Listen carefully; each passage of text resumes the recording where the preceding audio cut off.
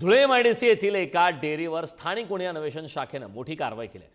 Dhule MIDC या ठिकाणी सुरू असलेल्या डेअरीतून तब्बल 300 किलो बनावट पनीर जप्त करण्यात आले। या ठिकाणी तयार केलेलं बनावट पनीर हे मुंबई आणि इंदोर या ठिकाणी पाठवलं जायचं।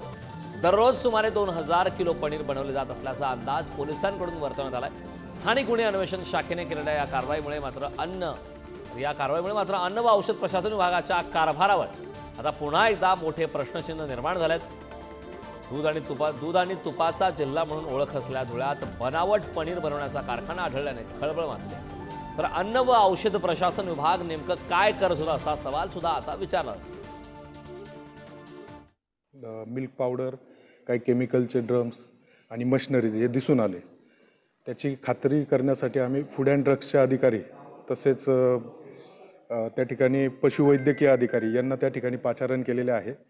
फूड अँड ड्रग्सच्या अधिकाऱ्यांनी त्या ठिकाणी बनवलेल्या पनीरचे सॅम्पल घेतलेले, त्याचप्रमाणे त्या ठिकाणी जागेवर मिळून आलेली मिल्क पावडर, त्याचप्रमाणे केमिकल यांचेसुद्धा ते सॅम्पल घेऊन त्याचे लॅबोरेटरीकडून तपासणी करून योग्य ती पुढील कारवाई करण्याची चाललेलं आहे। या संदर्भात ताजी अपडेट देण्यासाठी आपले प्रतिनिधी भूषण चिंचोले आपल्यासोबत जोडलेत। भूषणकडे मी जाणार आहे। भूषण, तब्बल 2000 किलोचं बनावट पनीर आढळलेलं आहे, काय अधिकची माहिती आहे? याचा नेमका तपास कसा लागला?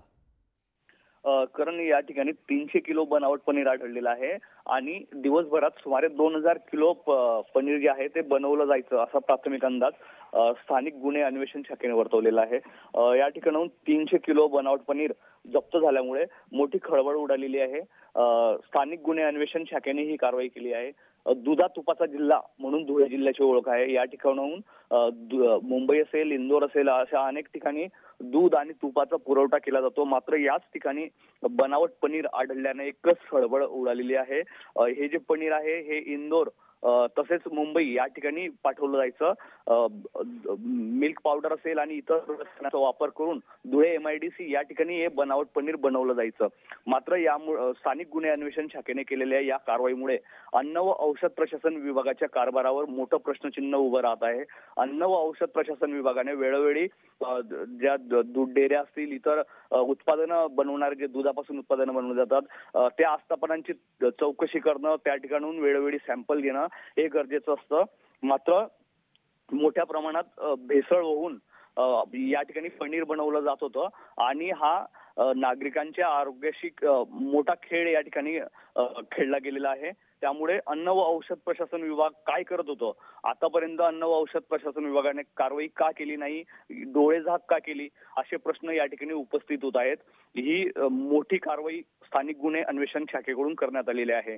मुंबई असेल, इंदोर असेल आणि इतर ठिकाणी या ठिकाणून हे बनावट पनीर जे होतं तर ते पाठवलं जायचं। आता पोलिसांकडून हे बनावट पनीर जप्त करण्यात आलेलं आहे आणि याचे सॅम्पल्स आता तपासणीसाठी पाठवले जाणार आहेत। करण, नक्कीच भूषण, खूप खूप धन्यवाद या महत्त्वपूर्ण अशा माहितीसाठी।